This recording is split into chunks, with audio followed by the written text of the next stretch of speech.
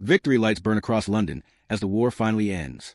Streets fill with people who have waited years to breathe without fear. Flags wave above bombed buildings. Bridges scarred by fire and smoke glow under temporary lights. The sound of celebration, relief, and exhaustion collapsing into one moment. Britain has survived. Against the odds, against the Luftwaffe, against starvation and invasion, the nation stands. History tells the scene as triumph. It teaches that this is the moment the British Empire proved its strength and endurance. But history often stops too early. Beneath the cheers, far from the crowds, another silence settles in. In quiet rooms, vault doors remain closed. Ledgers are spread across desks. And the numbers do not celebrate. The war is over, but the empire is not victorious in the way people believe. Britain has not emerged stronger. It has emerged depleted, indebted, and exposed. The empire that once financed the world now struggles to finance itself. This is the central contradiction at the heart of the story. Britain won the war and lost control of its future at the same time. Not to an enemy army, not to invasion, but to financial reality. And to an ally who understood exactly how power moves when money runs out. During the war, Britain fought with everything it had. It mobilized its population, its industry, and its colonies. It converted peacetime factories into engines of destruction and survival. It rationed food, fuel, and comfort. It accepted bombings as routine. But total war is not paid for with courage alone. It is paid for with resources, logistics, and cash. And Britain ran out of cash long before it ran out of resolve. By the early years of the conflict, Britain was bleeding money at a scale no empire could sustain forever. Trade routes were cut. Shipping losses mounted. Overseas income collapsed. Gold reserves flowed outward, exchanged for weapons, fuel, and food. Britain was no longer paying for the war in real time. It was postponing payment. It was borrowing survival from the future. Think about that. An empire built on financial dominance reduced to asking for time. While soldiers fought across Europe, Africa, and Asia, another war unfolded behind closed doors.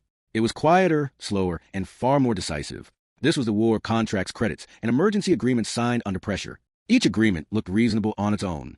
Each one promised temporary relief. But together, they rewired the balance of power between allies. Britain did not collapse into dependency overnight. It slid into it step by step, decision by decision.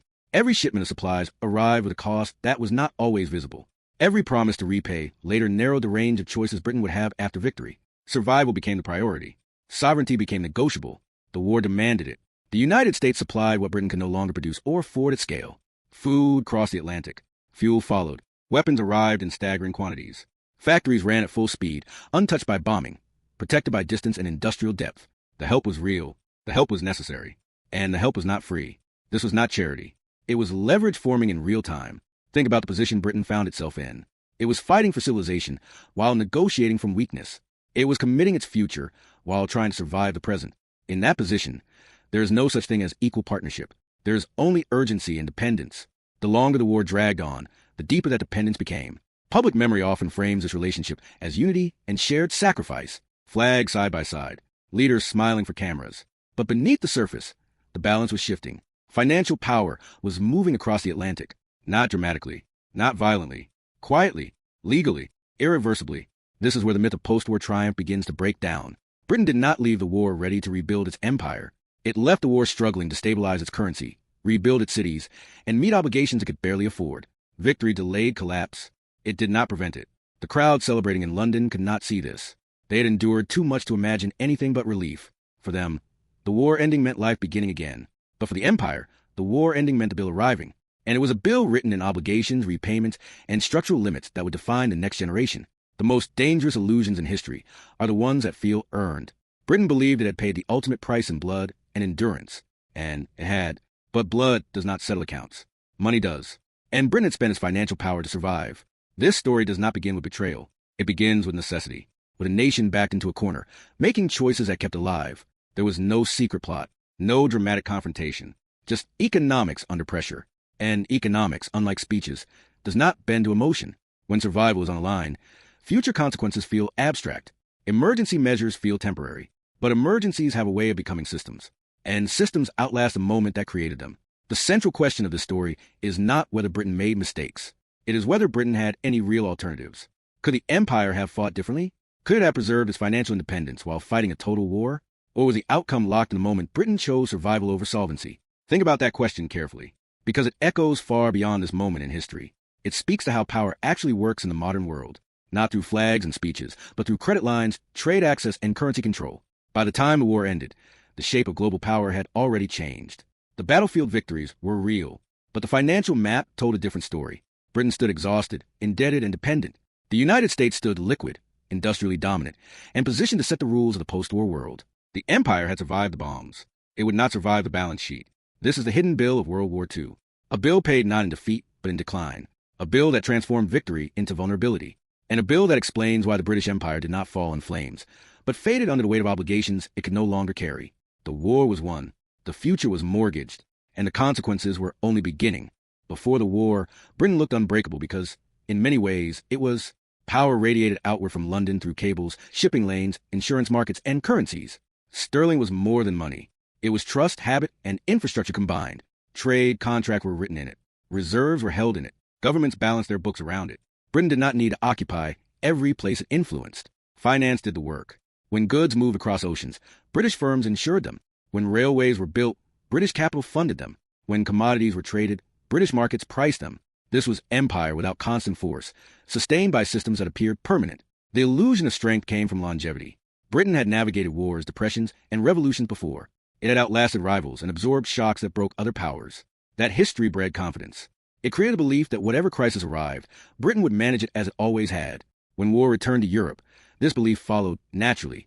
The empire would mobilize, endure, and emerge intact. That assumption shaped early decisions, and those decisions shaped everything that followed. At the outbreak of war, Britain still possessed vast overseas assets. Investments across continents generated income. Shipping fleets connected resources to markets. Colonies supplied raw materials and manpower.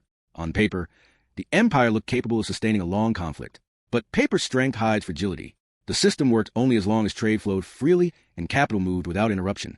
War severed those arteries. As soon as the fighting intensified, Britain's financial model began to strain.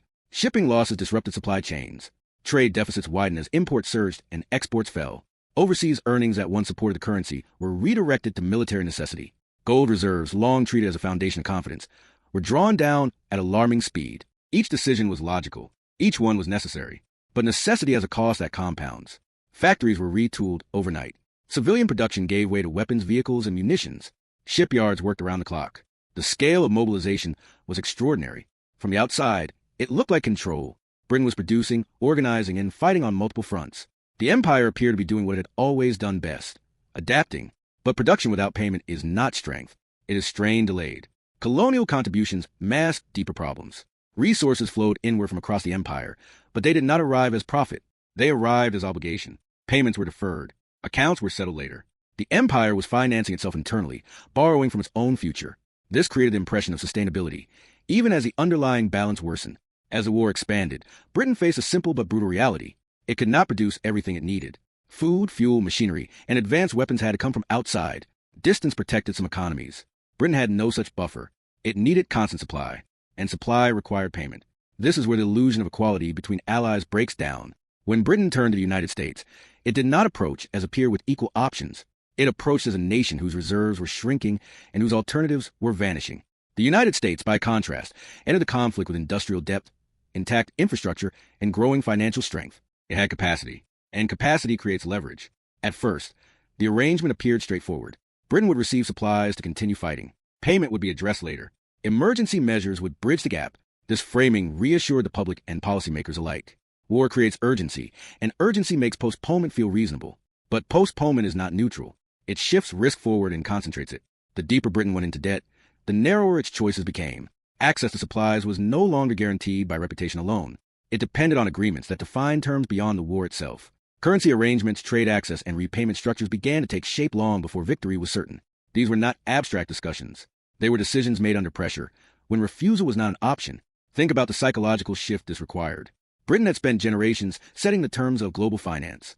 Now it was reacting to them. It was no longer dictating conditions. It was negotiating limits. That transition did not happen publicly. It happened in documents, correspondence, and policy meetings that few would ever read. But those documents carried more weight than any battlefield report. The empire's strength had always depended on flexibility.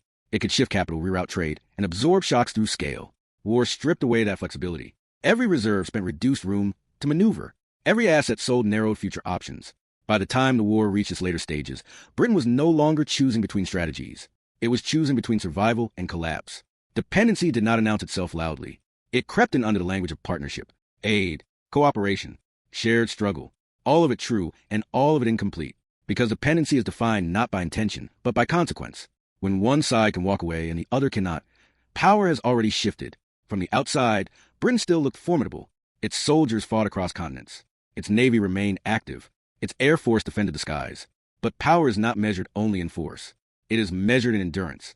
And endurance requires resources that can be renewed. Britain was consuming faster than it could replenish. The war demanded total commitment. There was no room for hesitation. Every choice was framed as essential, and in that environment, long-term costs fade into the background. The immediate threat dominates attention. Future obligations feel distant. That is how systems lock in outcomes without dramatic turning points.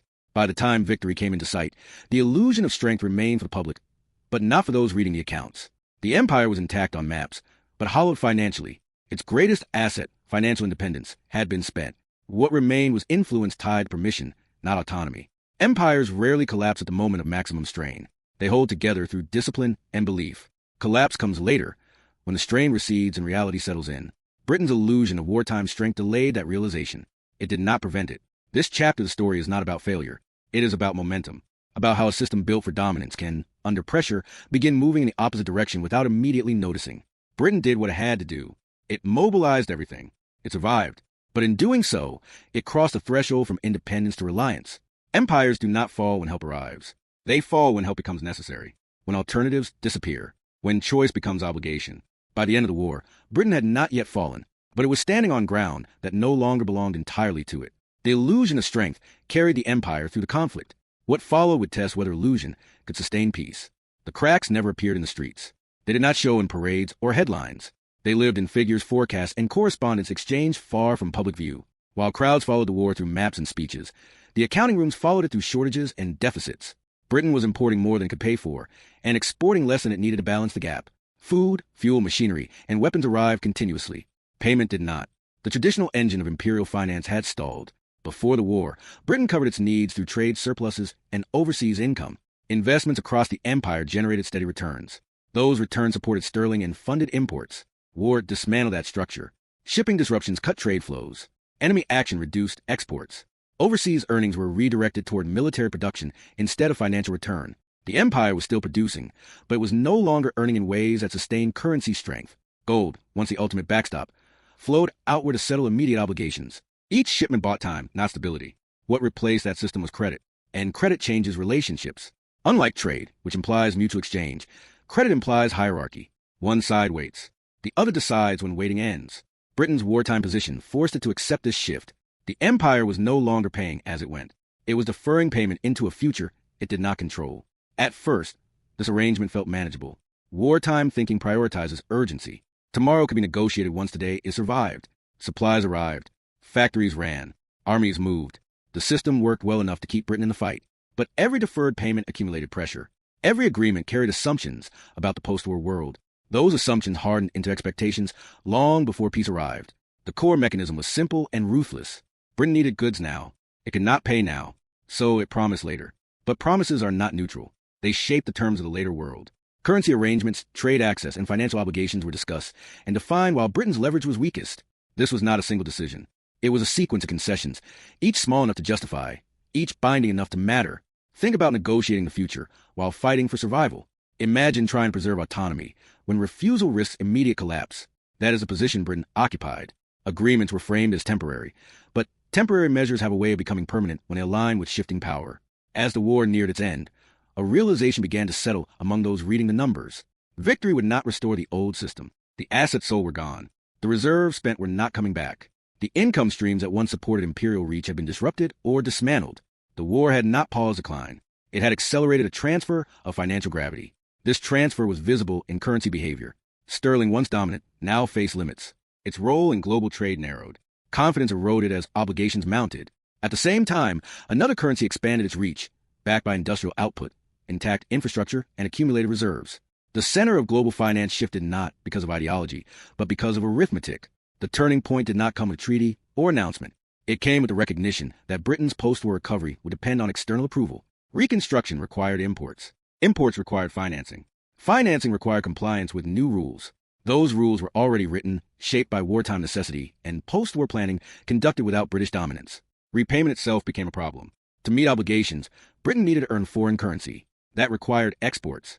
But exports competed in markets now shaped by new power dynamics. Imperial preference weakened. Former dependencies sought autonomy. Trade advantages that once came automatically now had to be negotiated. Every negotiation cost leverage Britain no longer possessed. Military commitments began to strain budgets. Maintaining global bases, fleets, and garrisons required resources Britain could not spare. Each commitment forced a choice between prestige and solvency. One by one, those choices were resolved by reality. Withdrawals followed, not because of symbolic defeat, but because of cost. Independence movements accelerated in this environment. The empire's ability to enforce control depended on economic capacity. As that capacity narrowed, political authority followed. Territories that had long been managed through finance and force sensed a shift. Pressure built. Concessions followed. Control eroded without a single decisive confrontation. This is where the narrative of willpower fails. Britain did not lack determination. It lacked room. Financial room to maneuver is what allows power to absorb shocks. Without it, every decision becomes constrained. Britain's leaders faced a narrowing corridor of options, each shaped by obligations accumulated during the war. The war had transformed allies into creditors and debtors. That transformation did not require malice. It required imbalance.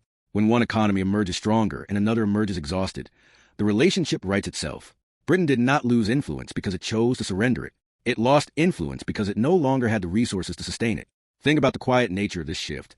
No invasion, no occupation, no dramatic collapse. Just the steady enforcement of limits. Budgets capped, currencies managed, trade conditions set externally, power exercised through access rather than force. The empire had once shaped global rules.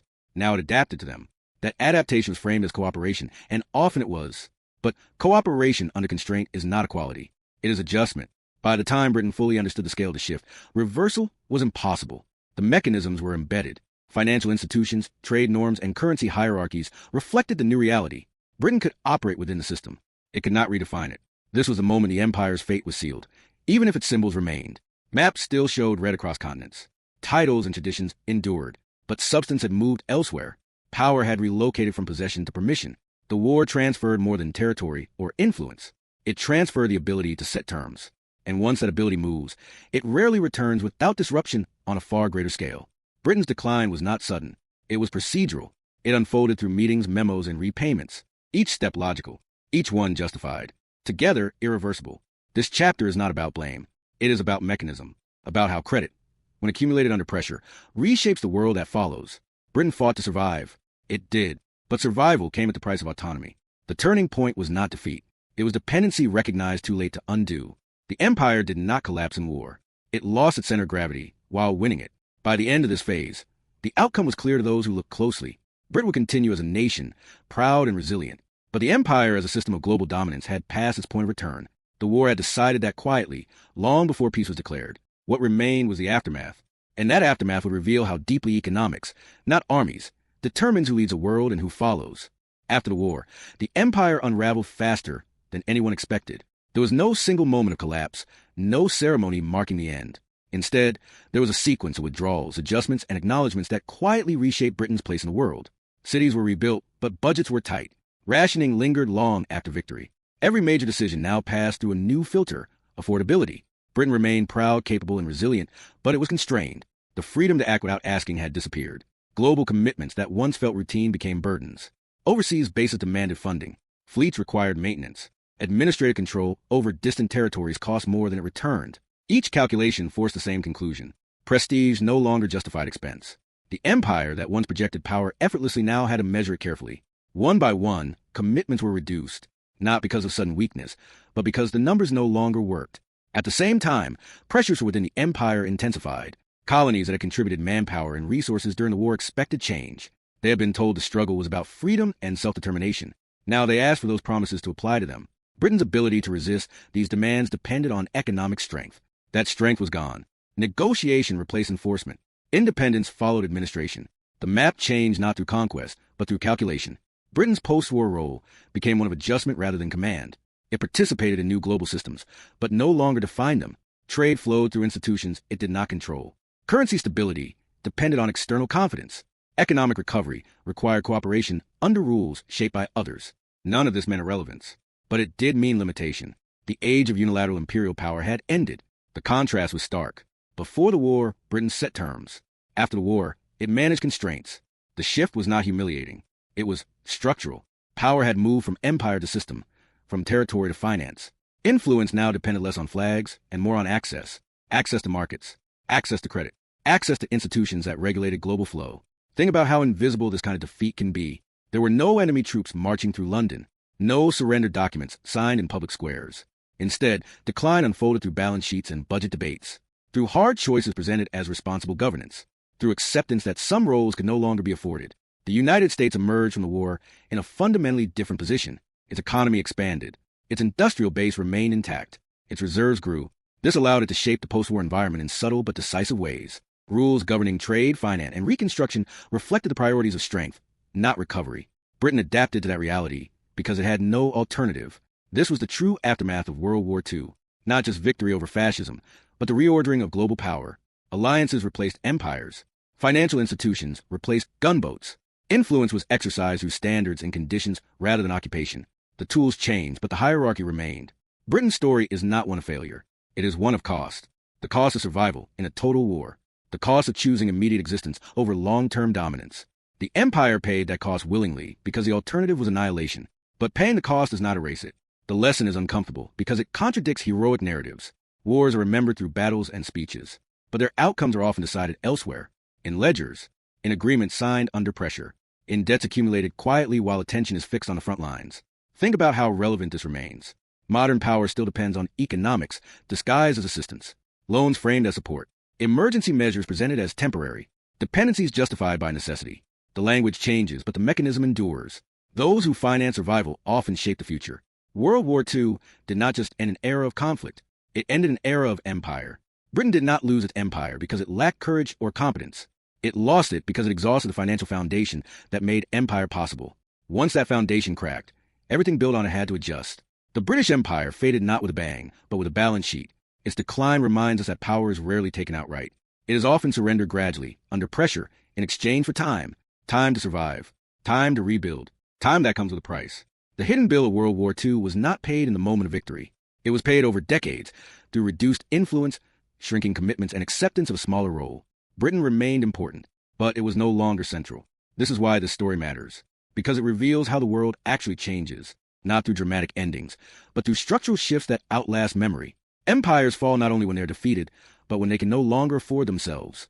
Wars may be fought with soldiers, but they are won and lost in ledgers, and the quiet decisions made under pressure often matter more than the loud victories celebrated afterward. If the story changed how you see power, history, and the hidden economics behind world events, subscribe for more cinematic deep dives into how money shapes empires. And if you believe this perspective deserves a wider audience, share it, because the past only matters if we understand how it still governs the present.